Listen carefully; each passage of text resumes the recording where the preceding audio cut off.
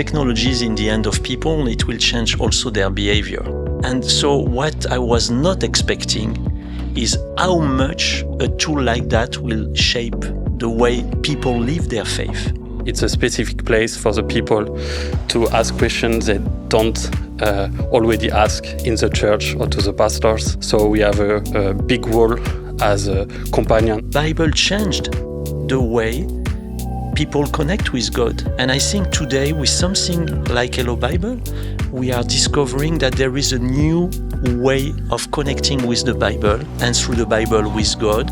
And it's through a personalized companion that learns about you, knows you, answer in a nice and pastoral tone and in a biblical way according to your tradition. I believe God has also called us as sons and daughters of His when we've been successful. The money is His, not our own.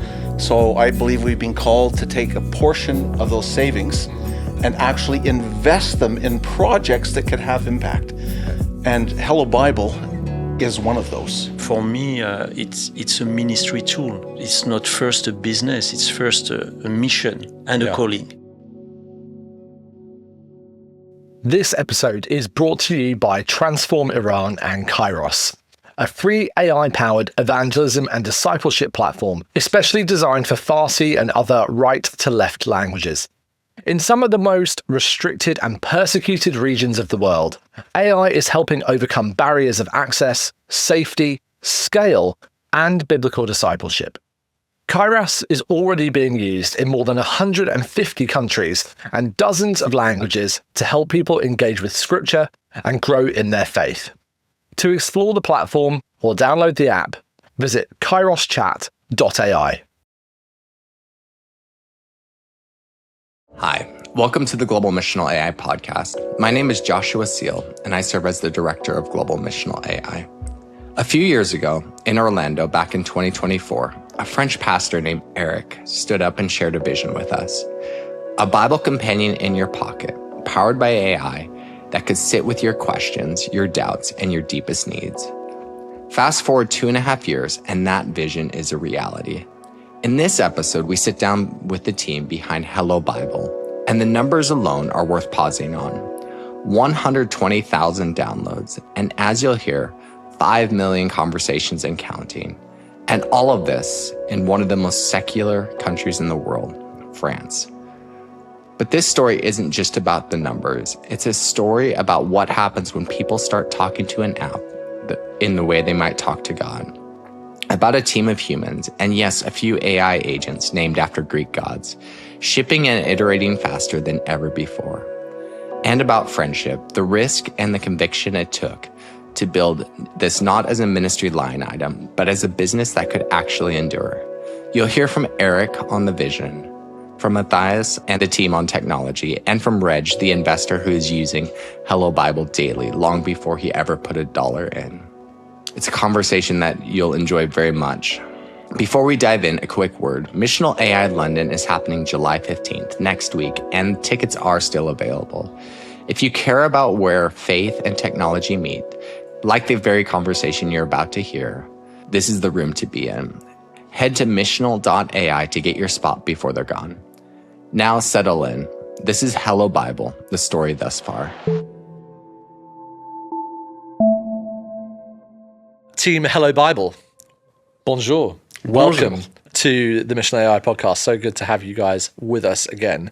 We rejoin the story of Hello Bible a year or so on from when Eric first really told the world about the vision here at the conference last year in Dallas, and then you updated it about it in London.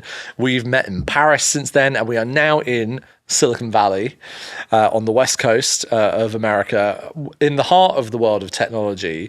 And the product and project has come on quite significantly since the first moments where you introduced it. I'm going to take us back in time a little bit of that story later with Eric. But Matthias, maybe I'll start with you, which is that maybe just for people listening or meeting you for the first time, just quickly tell us a little bit about your role at Hello Bible. And then I would love to hear about just some of the milestones you've hit, in particular this 5 million conversation mark that you've been telling us about this week at the conference. Okay. So in Hello Bible, I manage operation, and product design with all the team. So after 1 year of private distribution, we launched Hello Bible in the store in the end of last year, and we reached 120,000 downloads in the beginning of March. Incredible. So it's a lot of people who are asking about the Bible with Hello Bible and use Hello Bible as a companion. Yeah. And we reach 5 million conversation maybe in the next 3 days. Wow. Okay. That's a huge milestone to be now 120,000 users and 5 million conversations. It's a long way. What have you learned so far from those conversations? Because you can see how people are interacting with the Bible, the text that they're interested in. Just tell us, what types of conversations are people having with this Bible companion? Mainly, they ask for Bible subject and ask about the Bible. But what we see also is that it's a specific place for the people to ask questions they don't already ask in the church or to the pastors. So we have a big role as a companion and to answer to the people about deep question. This is, I suppose, deeply part of the vision, Eric, that you had for this, going back many years. Those who want to go back and hear the full story can listen to Eric talk about finding a dog in a street at some other point. You'll find out about that in the conversations here on the podcast or in his talks from Missional AI. But this was kind of the heart of the vision, right? Was to kind of give people this companion using the power of AI in their pocket that they could ask questions about the Bible. Is it delivering on what you first had in that vision, Eric, those years ago? I would say yes, and beyond. I think, when new technologies when you put new technologies in the hand of people, it will change also their behavior. So it's maybe one of the big findings that we had in these millions of conversations. When Steve Jobs came with the smartphone, so suddenly it changed not just the way to communicate, but the way we live.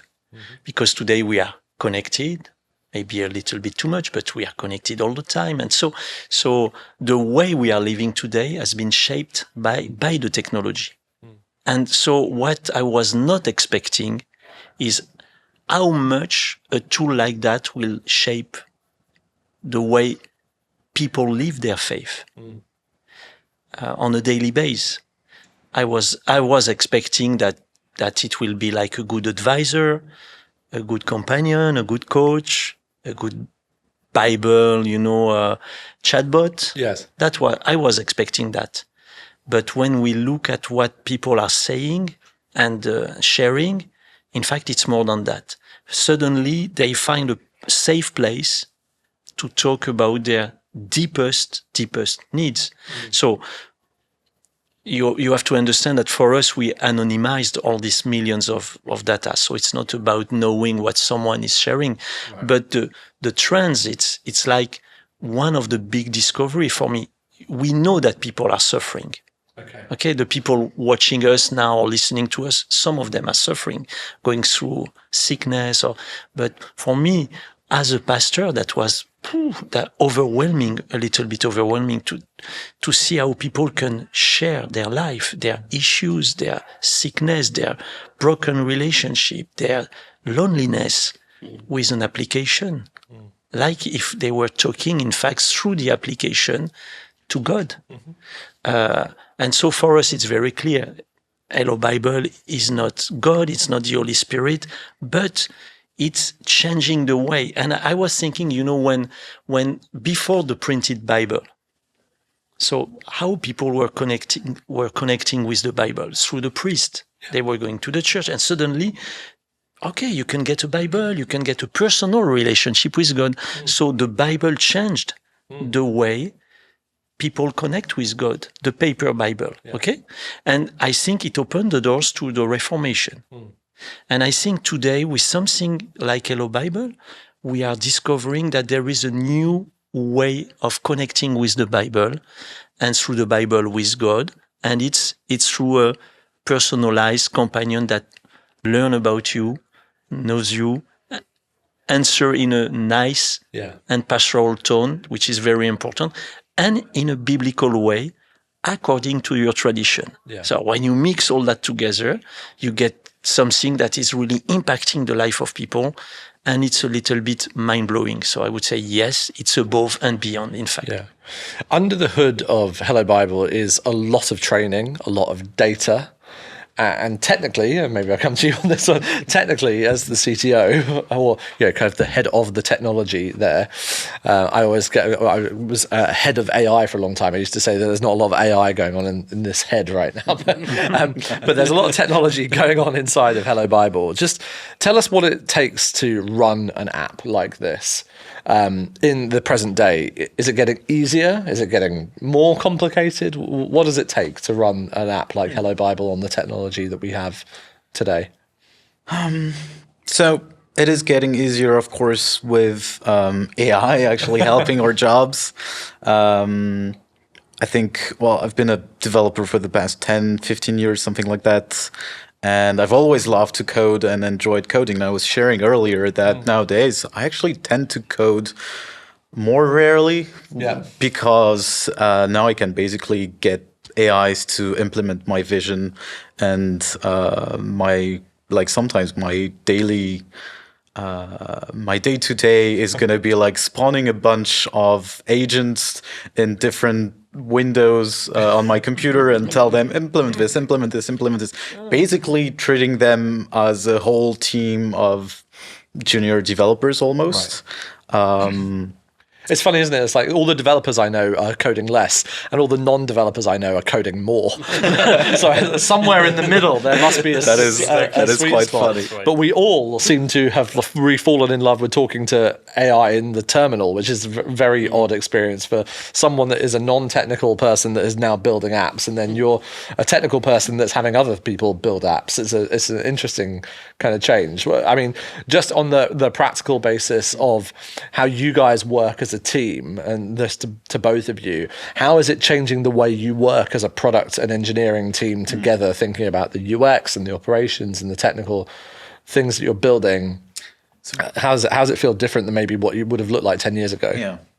So basically AI is part of the whole process now. I think it became part of the dev process quite fast, but it's also part of the UI process as well, because we iterate design also through AI. What's really interesting is it actually tries to we actually try to blend everything together. Like before, basically you had this where you had the designer implementing its design on a platform, and then you had maybe a UX guy implementing UX on a different platform, and then you had the dev guy, okay, I need to implement this design, but maybe the dev guy is not going to do it perfectly, and it's not going to be pixel perfect, as we say. And so you're going to get a lot of feedback along the way, and you have many steps, and it gets a bit annoying. Recently, we're trying to explore like blending all of this together.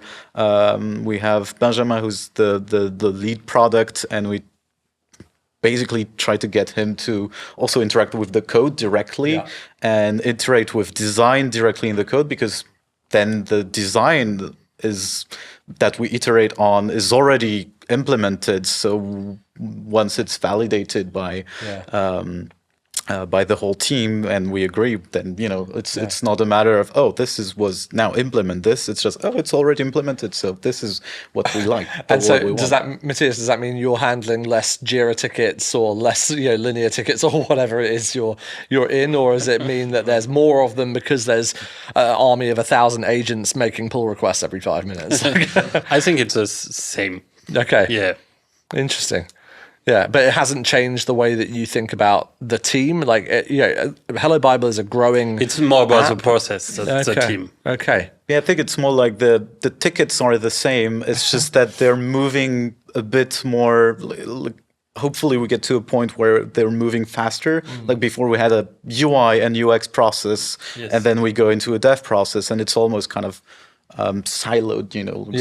They're kind of one and the same. But now. we kind of we just want to iterate faster, basically, and be able to faster without waste, and being able to test ideas and ship ideas fast, test them out, and then get them in the hands of the users fast. And Eric, so for you as someone who had the vision for this and is working alongside this team, how is it changing your experience for seeing the product change over time? You know, from version, I don't know what version number you're on, but like from version 0.01. 01. Okay. How has that process been for you as someone that's not handing code and making the thing, but you've followed with the team as they've been building it? Yeah, first I have a great team of human. Yeah. And I'm really proud of them. Really, two of them are there, but others are in France. One is in Madagascar. I think making a great team is always a must-have in any project. Even if I start to consider some of our agents, AI, as part of the team. Have they got names yet? Yeah, one is Zeus. The other one is Hermes. Interesting. You went for the Greek gods. But it's not me. The guy in charge of that, he chose that. It's his responsibility. He chose that alone. There was no disciple names. They were just all Greek gods. But when he told me I'm doing a Zoom meeting with my agents, so I was... Okay. Freak out. I don't know how you say that in English. Do they know how to do the mute button? Because I still don't. So the AI agents, they've worked that out, I hope. So now, for me, the use of AI first, the speed of, when you create a product, it's never finished and you want to ship new stuff, but also to correct. So I think velocity is very important in this world. So for years we were struggling with velocity, and because the way we were not organized the right way. So I would say that now we found an organization where we have senior developers like Alex or Raphael, but we have also AI, and we use AI quite a lot for, of course, AI Bible app. I would say that's normal. Yeah. So for me, and personally, we use also AI to analyze data. So, for example, to analyze the 5 million conversation, of course, we took human data scientists. We on the table. Yeah. Sorry. We take data scientists around the table. The table to help us. But then AI could really help us to speed. And sometimes what we do, we have our human team and we have an AI team, and we compare the results. And that was funny in this case. So we had 13 AI agents working on the data on the side, plus our team working with AI. So I would say it's a game changer, and especially agentic AI and everything around the Claude and the code even me. I started. A friend of mine told me, Eric, you need to try that. Yeah. And I say I was a little bit reluctant. I said, no, the young guys, they should do that. But I started to do it. And come on, I was all the time. Has Eric submitted a pull request yet? Is it going to happen? No, it's surprising. No, I did something amazing. I received a lot of emails. Yes. And I decided, and I have someone who is just reading all my emails all the day and organizing that. So I decided to code that into Claude. Yeah. It took me 2-3 days, and then I don't do emails. I do emails, but my inbox is always empty, and I receive a digest every evening, every morning, saying, Eric, today you have 3 urgent emails, blah, blah, blah, blah, everything. I know. So cool. It's amazing. I did that. I code everything, so I could not do that before. Well, I'm still waiting for the Eric Salerier pull request to happen, but I'm glad it's going well. We never give him the credentials. Yeah. Okay. That's a rule for all of you listening and watching. Keep your GitHub accounts safe and secure. Guys, thank you so much for joining us. After the break, we will be joined by the brains over there, but also the finance of the operation of Hello Bible when we return after this. Hey, did you know that we're coming to London? Coming up this summer in July, Missional AI is going to be returning to the center of the city where we are going to gather a global community for an exclusive opportunity, one day together with a bunch of contributors who are thinking about the intersection of faith, artificial intelligence, and what does it mean to live out God's calling in the world of technology. We would love to see you there. Find out more information at missional.ai. Welcome back to the Missional AI podcast. I'm here with even more of the Hello Bible team, and in particular joined by Reg. Why don't you just introduce yourself to those that maybe will not be as familiar with you and your behind-the-scenes role in Hello Bible? Reg Allett. I own a business in Canada called Global Excel. I've been in business for many years, and I love investing in innovation. Okay. Investing in innovation and investing in innovators, which is where maybe the story of how you and Eric kind of came to be friends correct. and colleagues in this moment. How did you first get connected?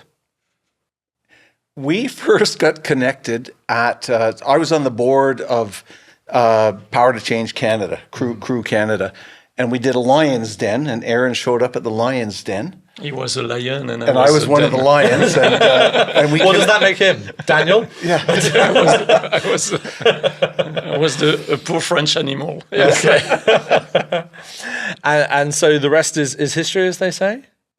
I guess the rest is history. And I've been, journeying with Eric for now about 10 years. I noticed in him someone I believe God had called to have an impact and make a change in the world. And he's someone I wanted to invest in. Yeah, absolutely. Well, we all feel very invested in Eric, and the rest of the people watching will feel very invested in the story of Hello Bible as they've seen it emerge. So I want to ask you a little bit about how do you come to a project like this and as an investor, because we hear a lot in the faith ecosystem about different technology projects that are emerging, and often they end up being funded by either as non-profits or they are funded through donation capital or philanthropy in different forms. And then there are a few that, and it's still relatively few that make it through the successful pipeline of raising investment, raising capital, and then ultimately going on to become profitable products, which as every investor would probably hope they will become to see that return. Why this project? Why this team? Oh boy, that's a big question. So I have a passion for impact investing. So that's something I have felt called to for a number of years. And for those who are less familiar with what impact investing is, maybe just give us your definition on that. My definition of impact investing is taking my savings. So of course I give, I felt called to give, but as a successful business person, I have savings. Yeah. And so I believe God has also called us as sons and daughters of His when we've been successful. The money is His, not our own. So I believe we've been called to take a portion of those savings and actually invest them in projects that could have impact. Okay. And Hello Bible is one of those. Okay. Yeah. And so you saw probably a pitch deck at some point or other. You met with Eric? No, not at all. Way. So we've journeyed together for quite a while. I always knew he had a passion to use technology, to use AI with the Bible.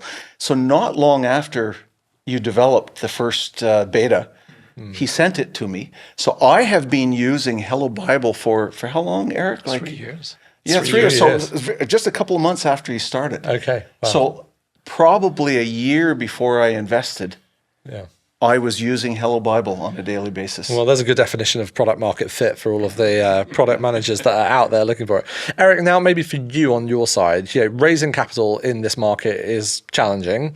That's just in the broad sense. Raising capital inside of the faith ecosystem maybe is even more challenging. So just tell us a little bit about what it means to have an investor involved in the business, and even just explain to us a little bit about why it's a business rather than a non-profit, actually, because that was in fact I started it as a non-profit because it's the only thing I knew. Okay.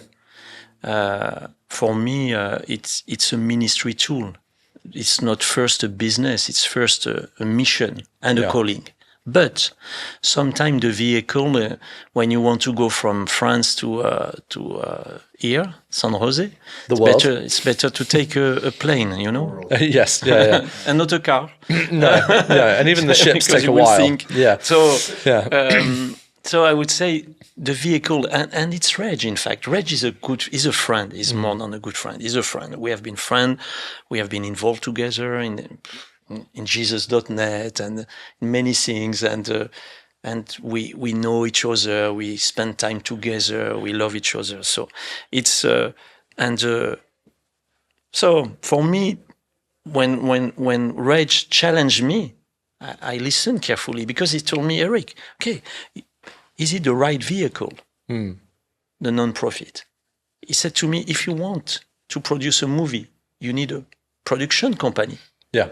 Will you do a movie through a non-profit and distribute in theaters all around the world? That will not work. So he challenged me. I actually believed if there was value in this product, you know, a biblical companion, then why wouldn't people be willing to pay for it? Right. Yeah. And really, you want something that, you know, so we're all used to donating and donating to ministry, and that's a good thing. Yeah. But this needed to be something that had legs and would endure. Yeah. And I thought that it should be something that people paid for. Yeah. Yeah, and also what you said to me, it's if you raise funds, it will take forever, and you need speed.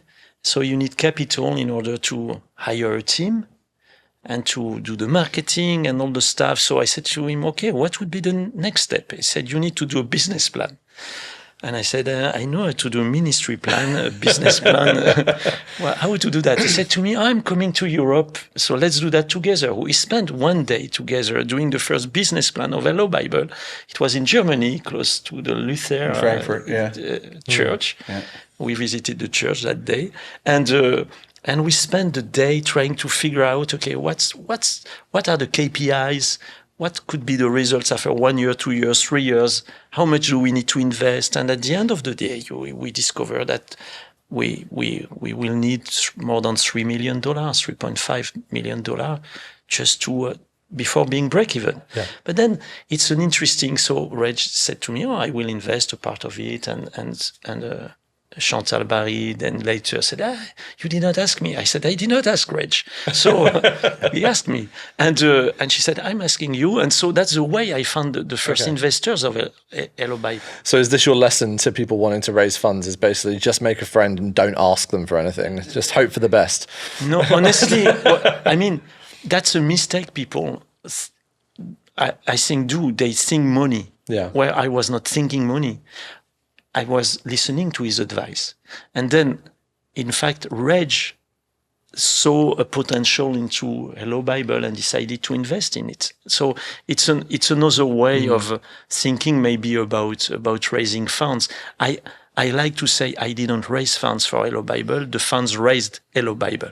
Right. Yeah, I like that. Really. Yeah. Just to kind of turn the conversation more broadly away just from Hello Bible for a second, but to the ecosystem as a whole. Reg, you're here at Missional AI. This is your first Missional AI. It is. And there are other investors here. There are other parts of the community, and particularly here in Silicon Valley, the discussion is always around the money. You know, where do you see kind of the money flowing into this ecosystem at the moment? What are you interested in? You know, and particularly for maybe people who are bringing their projects here. We've got the team from Missional Labs. We've got the hackers, you know, who have been involved in our partners, the hackathons at Glue. You know, many people are coming into the ecosystem thinking, I'm going to need some money at some point or other, an investor. How do you said you're interested in investing in innovation and impact. Just how do you think about that? As long as you're not setting me up to have a lot of people approach me now. This will go out after the conference has happened. So if you need to find Reg, you'll have to find him online, unless you happen to be in Canada, in which case maybe you can track him down. But yeah, kind of for people that are watching this after the fact, maybe they've left here with an idea for the first time and they need to go start on that journey of finding the right investor. What are you looking for in projects, particularly within this kind of faith ecosystem? I'm probably the wrong person to ask. I'm not someone who does deep research. I look at it people first. So is it someone of integrity, someone I like, someone who I think has a great idea and a great vision? Because I believe great companies are founded, well, there's a lot of hard work and money put into it, but you need someone with an idea and vision and then willing to put everything they have into it. So I look for a great idea and I look for people. Yeah. And then, of course, you do need some discipline and some structure, a good business plan, and so on. So those are the types of things I look for. And how much does a good French accent feed into that as well? or a good bottle of French Bordeaux. Okay. Yeah. Oh, okay. So where the accent falls down, the wine makes up for it. That's basically what you're saying. And it needs to be French wine. Okay. Here in Southern California, they may contest that, but I'm gonna take your word on it. Fantastic. Okay, guys, thank you so much for taking the time to come and share a little bit with us. And just Eric, maybe just in closing to you, just as you're thinking about maybe if we were to sit down and have this conversation again in 12 months' time, what's your ambition for where Hello Bible would be when we see each other again? Great question. Just before that, I would like to say that doing something like Hello Bible, it's always a teamwork. And for me, having a team, and including Reg and Chantal, I mean, these guys, they are super successful in business because they are super smart. Sorry, I don't want to, but I believe it. So I think it's not just about the money. It's about the ideas. It's about the strategy. It's about the go-to-market. It's, they have experience, international experience, group with thousands of people. Come on. So for me, I'm super happy to have such a team of people. The technical team, but also the wise shareholders. Yeah. I mean, shareholders, for me, it's like wings for a plane, know. It's really taking you. So now, where do we need to be in a year from now? I'll tell you. That sounds like an investor. No.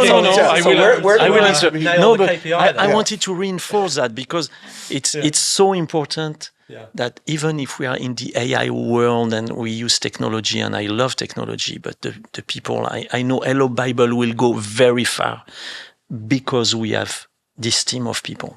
So I really trust them. So I think within 1 year, we will raise a pre-round A, $2 million in the next 6 months. And it's not easy to raise millions of dollars. But again, I think that God prepares the way. And then now we are launching a new country, the Netherlands. Yeah. We will prove after France a second market. That was funny, JP, because an American told me, maybe it's easy because it's France. And I said, what? France is... It's hard because it's France. No, but it's hard. On the global market of people paying into an app, France is 0.4%. And in France, we have 1% of Christian of this 0.4%. So we have to prove a market with 0.04% of the global market.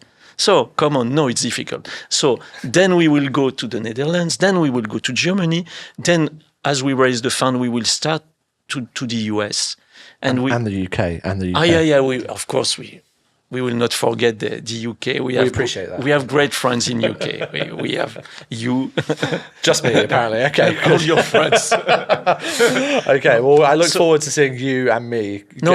For me, where we go, my vision is a global application. It's an app with millions, with dozens of millions of users all around the world. We will find partnership with foundations to go to Africa and to India where people cannot pay for it. Hello Bible is a free app with a premium version. We would like to offer the premium version to everybody. Yeah. So our vision is really to give. It's impact. We are looking for impact, kingdom impact. So I think God will make ways. And in 1 year, when we do it again, by God's grace, we will probably arrive around 1 million already, 1 million downloads. Good answer. Yeah. Thank you. Okay, the investor's happy. You heard it here first, folks, and it's on the record, so he can't run away from it. Well, Reg and Eric and the rest of the Hello Bible team and those who are also back at home coding away with their army of AI agents, thank you very much for taking the time to be with us. AIs for you. Yeah, and we'll see you again at some point in the future here on the Mission AI podcast. See you next time.